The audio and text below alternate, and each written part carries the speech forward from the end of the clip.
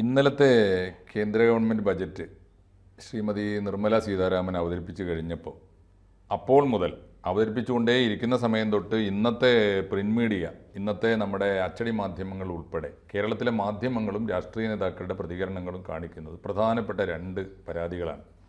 പാർലമെൻറ്റിൽ സമരം തുടങ്ങിക്കഴിഞ്ഞിരിക്കുന്നു ബജറ്റിനെതിരായിട്ട് പ്രതിപക്ഷം. രണ്ട് ആരോപണങ്ങളാണ് കേരളത്തിലെ മാധ്യമങ്ങൾ ഉന്നയിക്കുന്നത്. രണ്ട് പ്രധാനപ്പെട്ട പരാതി. അതിലൊന്ന്, ബജറ്റിൻ്റെ അലോക്കേഷൻ മുഴുവനും രണ്ട് സംസ്ഥാനങ്ങൾക്ക് വാരിക്കോരി കൊടുത്തിരിക്കുന്നു, ആന്ധ്രയ്ക്കും ബീഹാറിനും. അതാണ് ഒരു പത്രത്തിൻ്റെ തലക്കെട്ട് തന്നെ, അതാണ് A4 ആന്ധ്ര, B4 അങ്ങനെയാണ് ബജറ്റിൻ്റെ ആൽഫബറ്റ്സ്. മനോരമയുടെയാണ്, മനോരമയുടെ തലക്കെട്ട് അങ്ങനെയാണ്. രണ്ടാമത്തെ പരാതി, അത് ആ പരാതി അവിടെ ഇരിക്കട്ടെ. ഇപ്പോൾ സാറിൻ്റെ അടുത്ത് നിന്ന് എനിക്ക് ഒരു ഡീറ്റെയിൽ ആയിട്ടുള്ള ഒരു വിവരം പ്രേക്ഷകർക്ക് വേണ്ടി അന്വേഷിക്കുന്നത് രണ്ടാമത്തെ പരാതിയെക്കുറിച്ചാണ്. രണ്ടാമത്തെ പരാതി ബജറ്റിനെക്കുറിച്ച് പറയുന്നത് കേരളത്തിന് ഒന്നും കിട്ടിയില്ല എന്നാണ്. ദേശാഭിമാനി പത്രത്തിൻ്റെ ഇന്നത്തെ ഹെഡ്ലൈൻ, മുഖ്യ തലവാചകം കേരളത്തിന് ഓട്ടക്കാലണ എന്നാണ്. വലിയൊരു കാലണയുടെ പഴയ പടം കൊടുത്തിട്ട് അവരുടെ എന്താന്ന് വെച്ചാൽ മാർക്സിസ്റ്റുകളായതുകൊണ്ട് ഈ രാജാവംശം, രാജാധികാരി ഇതൊക്കെയാണല്ലോ ഓർമ്മ വരിക. എന്തായാലും അതായിരിക്കും ഒരു ഇമ്പീരിയലിസ്റ്റ് വിരുദ്ധതയൊക്കെ ഉണ്ടാവുമല്ലോ. അപ്പോൾ കേരളത്തിന് ഓട്ടക്കാലണ എന്ന വിശേഷണത്തോടെ ദേശാഭിമാനി ആ ഒരു ആരോപണം ഉന്നയിക്കും. ദേശാഭിമാനി മാത്രമല്ല, അറിയാലോ അതിൻ്റെ പിന്നിൽ ഒരു കേരളത്തിലെ ഒരു ഇടത് നറേറ്റീവ് ഉണ്ട് ബജറ്റിനെ കുറിച്ചുള്ള. സോറോ സൈന്യം. ചോദ്യം ഇതാണ്, ഈ ബജറ്റിൽ കൃത്യമായും വസ്തുനിഷ്ഠമായിട്ടും പറഞ്ഞാൽ കേരളത്തിന് എന്തെല്ലാം സാധ്യതകളുണ്ട്, എന്തെല്ലാം അലോക്കേഷൻസ് ഉണ്ട്? സാധാരണഗതിയിൽ ബജറ്റ് ഡൽഹിയിൽ അവതരിപ്പിക്കുന്ന ധാരാളം വർഷങ്ങളിൽ ഒരു 20 വർഷമോ 25 വർഷമൊക്കെ ഞാൻ പത്രപ്രവർത്തനം നടത്തിയിട്ടുണ്ട്. ഈ ബജറ്റിൻ്റെ കാലത്തൊക്കെ എങ്ങനെയാണ് ഇത് കൈകാര്യം ചെയ്യുക എന്ന് പറഞ്ഞിട്ട്. മുമ്പൊക്കെ യേശുദാസനിലെ കാർട്ടൂണിസ്റ്റ് ബജറ്റിൻ്റെ ദിവസം കോട്ടയത്ത് അദ്ദേഹത്തിനോട് വരാൻ പറയും. നമ്മൾ ഈ വിഷയങ്ങളൊക്കെ ബജറ്റിൽ പറഞ്ഞു അദ്ദേഹത്തിന് വരയ്ക്കാവുന്നതെന്ന് തോന്നുന്ന വിഷയങ്ങളൊക്കെ പറഞ്ഞു കൊടുക്കാറുണ്ട്. പലപ്പോഴും ഞാൻ ചെയ്തിട്ടുണ്ട് അങ്ങനെ. തമാശ തോന്നുന്ന ചില വാചകങ്ങളൊക്കെ ഇതിൽ നിന്ന് കിട്ടുന്നതൊക്കെ ഇങ്ങനെ ഇതിൻ്റെ ആസൂത്രണങ്ങൾ ചെയ്യുന്നതാണ്. അപ്പം നമുക്കറിയാവുന്നതാണ് ഈ D. വിജയമോഹനാണ് കേരളത്തിൻ്റെ കാര്യങ്ങൾ എഴുതുക. അപ്പോൾ അദ്ദേഹം തന്നെ അദ്ദേഹമാണ് എനിക്കിത് പറഞ്ഞു തന്നത്. കാരണം കേരളത്തിൻ്റെ കാര്യങ്ങളൊക്കെ ഇങ്ങനെ സംസ്ഥാനങ്ങളുടെ കാര്യങ്ങളൊക്കെ ആ ബജറ്റ് പ്രസംഗത്തിലല്ല വരിക. ബജറ്റ് പ്രസംഗത്തിൽ വരുന്നത് ആ എസൻസ് ഉണ്ടല്ലോ, ഫോക്കസ്, അത് മാത്രമേ വരുള്ളൂ. നയം എന്നൊക്കെ പറയുന്ന സംഭവം, പുതുതായിട്ടൊക്കെയുള്ള കാര്യങ്ങൾ. ബാക്കിയുള്ള സംസ്ഥാനത്തിൻ്റെ കാര്യങ്ങളൊക്കെ ബജറ്റ് സ്പീച്ചിലല്ല. ആ സ്പീച്ചിനോട് ചേർന്നിട്ട് അനുബന്ധ രേഖകൾ ധാരാളം ഉണ്ട്. ആ രേഖകൾ നമ്മൾ മറിച്ച് നോക്കണം. അത് ഓരോ സ്ഥലത്തു നിന്നുള്ള പത്രപ്രവർത്തകർ അവിടെ INS ബിൽഡിങ്ങിലുണ്ടല്ലോ, ഇന്ത്യൻ ന്യൂസ് പേപ്പർ സൊസൈറ്റി, പാർലമെൻറ്റിൻ്റെ ഒക്കെ അടുത്താണ്. അവിടെ എല്ലാവർക്കും മുറികളുണ്ട്. ആ മുറികളിലാണ് ഓരോ പത്രങ്ങൾക്കുമൊക്കെ അതിലാണ് പ്രവർത്തിക്കുന്നത്. അപ്പോൾ ബീഹാറിലുള്ള ആൾ ആ ബീഹാറിന് എന്താണ് കിട്ടിയതെന്ന് അനുബന്ധ രേഖകളിൽ നിന്നാണ് നോക്കുന്നത്. പഞ്ചാബുകാരൻ അങ്ങനെ. കേരളത്തിൻ്റെ ഈ ലേഖകന്മാർ അനുബന്ധ രേഖകളിൽ കേരളത്തിന് എന്ത് കിട്ടി എന്ന് നോക്കും. എന്നിട്ട് എഴുതുക എന്നുള്ളതാണ് ആദ്യത്തെ ജോലികളിൽ ഒന്ന്. കാരണം കേരളത്തിൻ്റെ കാര്യം വേറെ ആരും എഴുതാൻ പോകുന്നില്ലോ, മലയാളി പത്രപ്രവർത്തകർ തന്നെ എഴുതണമല്ലോ. അപ്പോൾ അനുബന്ധ രേഖകളിലാണ് സംസ്ഥാനത്തിൻ്റെ കാര്യങ്ങൾ വരിക.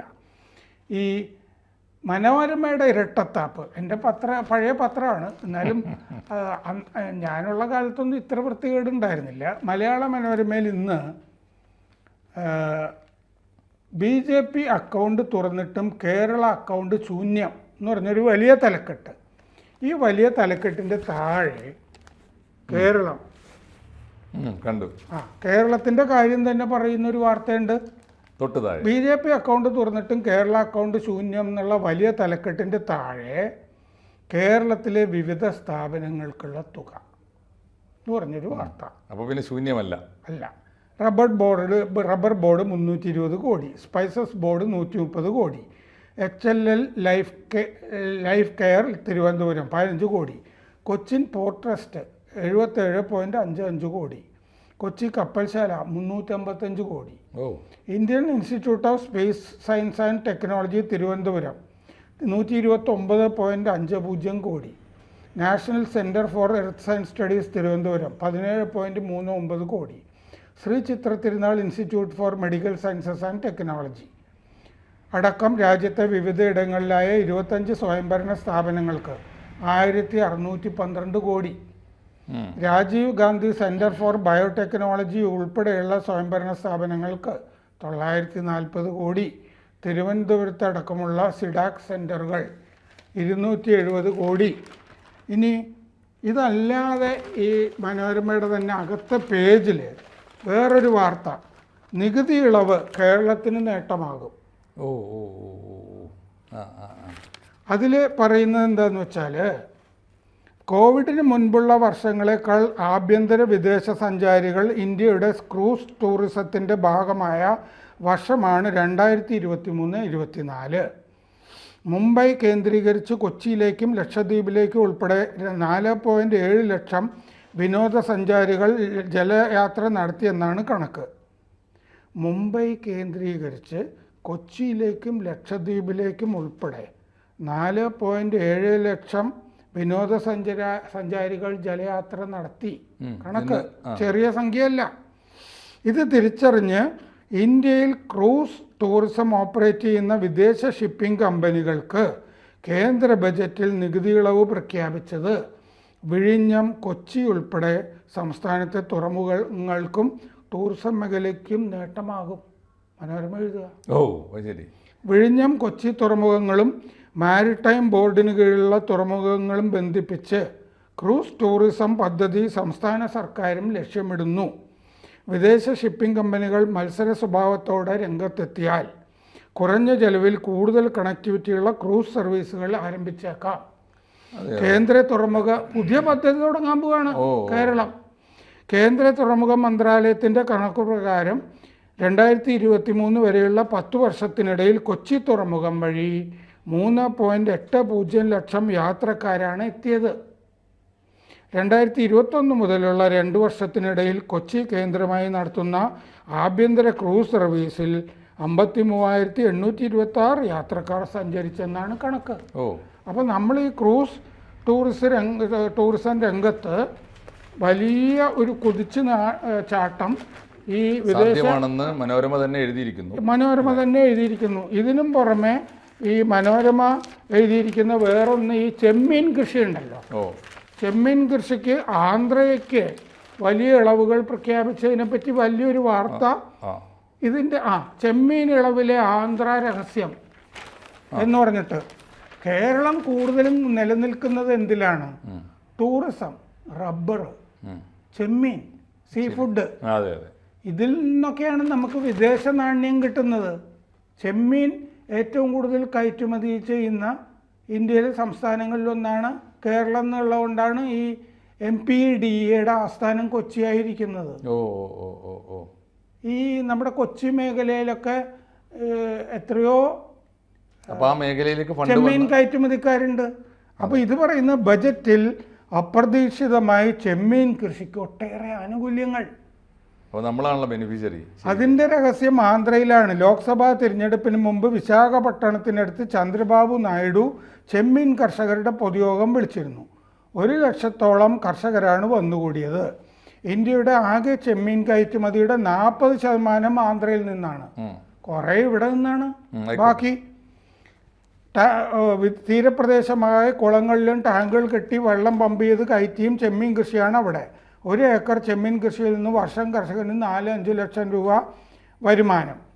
പൊക്കാളിപ്പാടങ്ങളിലെ ഇടവേള കൃഷി ഒഴിച്ചാൽ കേരളത്തിൽ ഇത്തരം ചെമ്മീൻ കൃഷി കുറവാണ്. ആന്ധ്രയ്ക്കും പുറമെ തമിഴ്നാടും ഒഡീഷയും ഗുജറാത്തും ചെമ്മീൻ കൃഷിയിൽ മുന്നിലുണ്ട്.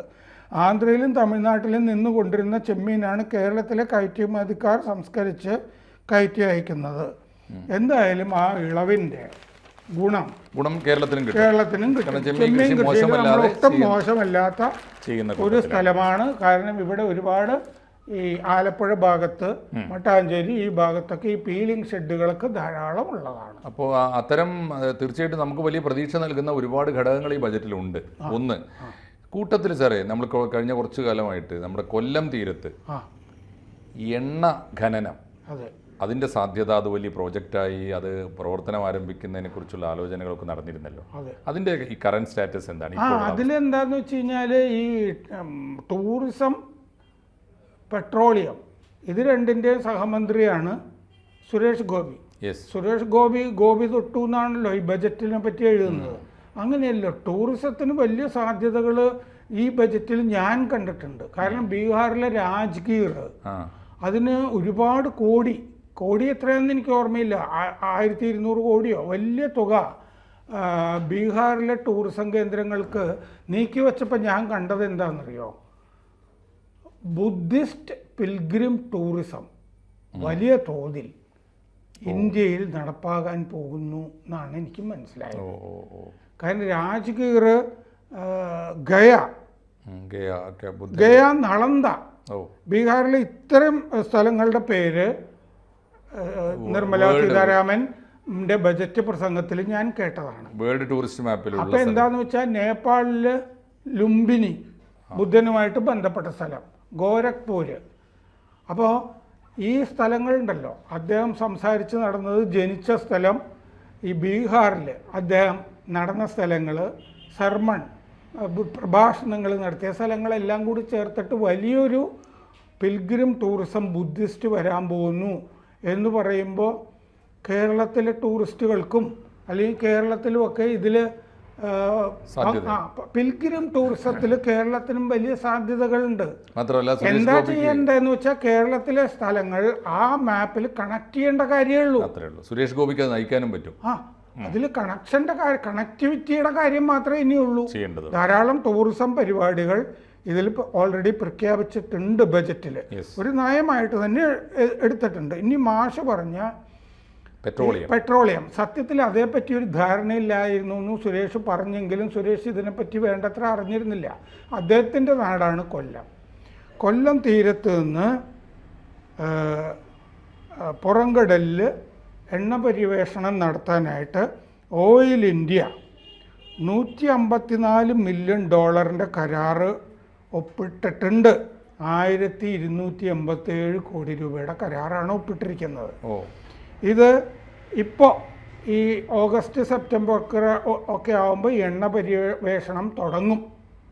പര്യവേഷണമല്ല, ഖനനം തന്നെ ഓയിൽ എക്സ്പ്ലോറേഷൻ തുടങ്ങും. ഇത് UK ലണ്ടൻ ആസ്ഥാനമായിട്ട് ഉള്ള കമ്പനിയായിട്ടാണ് കരാർ ഒപ്പുവെച്ചിരിക്കുന്നത്. കൊല്ലം തീരത്ത് നിന്ന് 48 കിലോമീറ്റർ പുറത്തേക്ക് പോയിട്ടാണ് ഇത് ചെയ്യുന്നത്. അപ്പോൾ ഡോൾഫിൻ ഡ്രില്ലിംഗ് AS എന്ന് പറഞ്ഞ കമ്പനി, ലോകത്തിലെ ഏറ്റവും വലിയ കമ്പനികളൊന്നാണ് ഇത്, എണ്ണ ഖനനത്തിൽ ഉത്ഖനനം. ആ കമ്പനിയായിട്ടാണ് കരാർ ഒപ്പുവെച്ചിരിക്കുന്നത്. ഇതിൻ്റെ കൂടെ ആന്ധ്രയിലെ അമലാപുരം, അവിടേക്ക് ഇപ്പം തന്നെ ഈ കാര്യങ്ങൾ ഒരുപാട് മുമ്പോട്ട് പോയിട്ടുണ്ട്.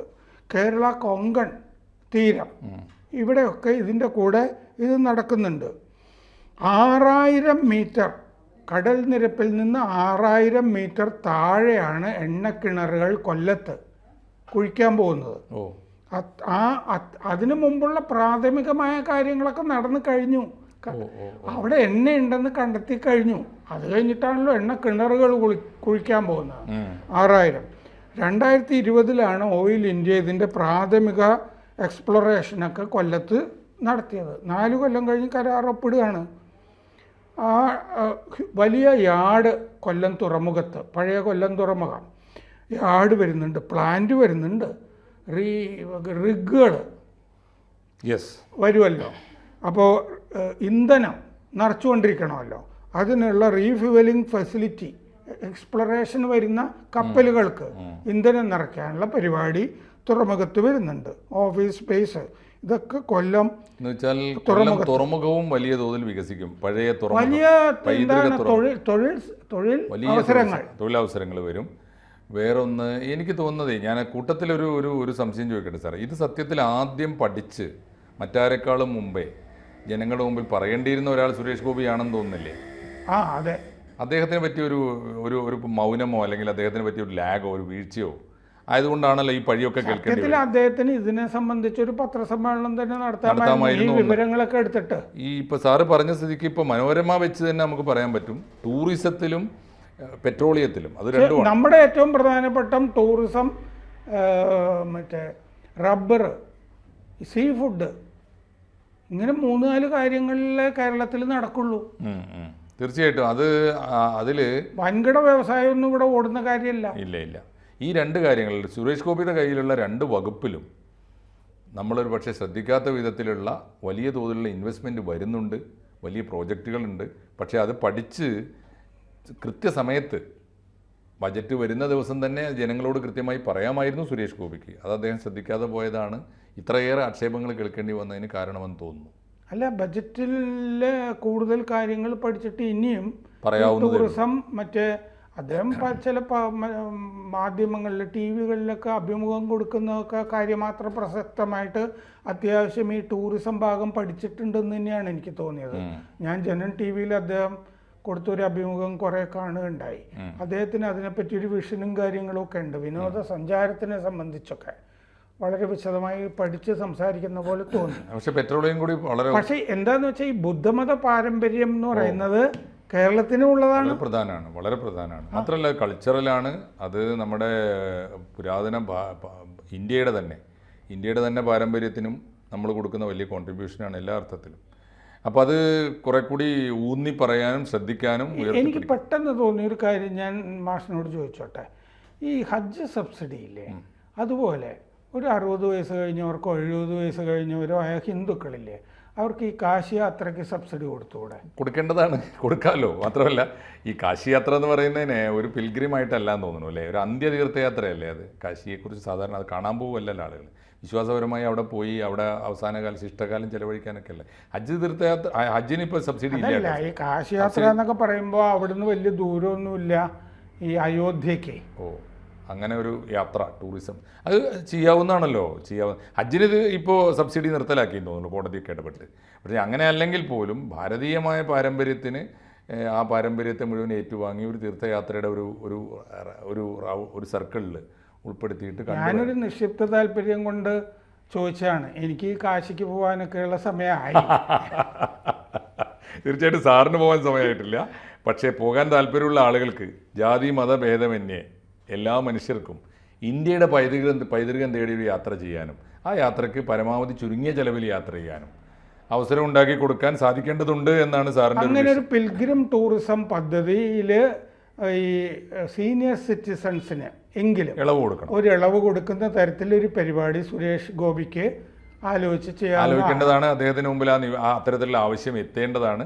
അദ്ദേഹമോ അദ്ദേഹത്തുമായി ഇതുപോലെ ഒരു സബ്സിഡി കൊടുത്തു കഴിഞ്ഞാൽ കേരളത്തിൽ നിന്ന് എത്രയോ യാത്രക്കാർ നിരന്തരമായി യാത്ര ചെയ്യും. ആളുകൾക്ക് പലപ്പോഴും ആഗ്രഹമുണ്ട്, യാത്ര ചെയ്യാൻ താല്പര്യമുണ്ട്. ഇങ്ങനത്തെ യാത്രകൾ സംഘടിപ്പിക്കുന്ന ഈ എന്താ അവർ പറയുക, ട്രാവൽസ് ഇല്ലേ, പല ട്രാവൽസും ഒക്കെ വിവേകാനന്ദ എന്നൊക്കെ പറഞ്ഞ് കാണാറുണ്ട്. ടൂർ ഓപ്പറേറ്റേഴ്സ് ധാരാളം കാണുന്നുണ്ട്. പല പിൽഗ്രിം ഇതിന് അവരത് ചെയ്യുന്നതിനും എന്തെങ്കിലുമൊക്കെ ടാക്സ് ഇളവുകളും ഒക്കെ കൊടുത്തു കഴിഞ്ഞാൽ തീർച്ചയായിട്ടും അവർക്കും നല്ലതാണ്, ഒരുപാട് പേർക്ക് ഉപജീവനത്തിനും നല്ലതാണ്. അതിന് പകരം നമ്മുടെ ടൂറിസം വികസിക്കുകയും ചെയ്യും. അതുമാത്രമല്ല ഇന്ത്യക്കാരായ മുഴുവൻ മനുഷ്യരും ഏറ്റവും ചുരുങ്ങിയത് ആദ്യം സ്വന്തം നാടിൻ്റെ അഭിമാനകരമായ പൈതൃകമെങ്കിലും തിരിച്ചറിയും, കണ്ടറിയും. അതിനുള്ളൊരവസരം ഒരുക്കട്ടെ. ഏറ്റവും ആദ്യം നമ്മുടെ ഈ ടോക്ക് എവിടെയെങ്കിലുമൊക്കെ വിദൂരമായ അളവിൽ എങ്കിലും അതിന് പ്രചോദനമാകട്ടെ എന്ന് ആശംസിച്ചുകൊണ്ട്, ഓട്ടക്കാലനെ അല്ല, ഒരു 5000 രൂപയെങ്കിലും കയ്യിലുള്ളവർക്ക് ഇന്ത്യ കാണാവുന്ന ഒരു പരിപാടി ആലോചിക്കാവുന്നതാണ്. തീർച്ചയായിട്ടും. ഓക്കെ സർ, സന്തോഷം.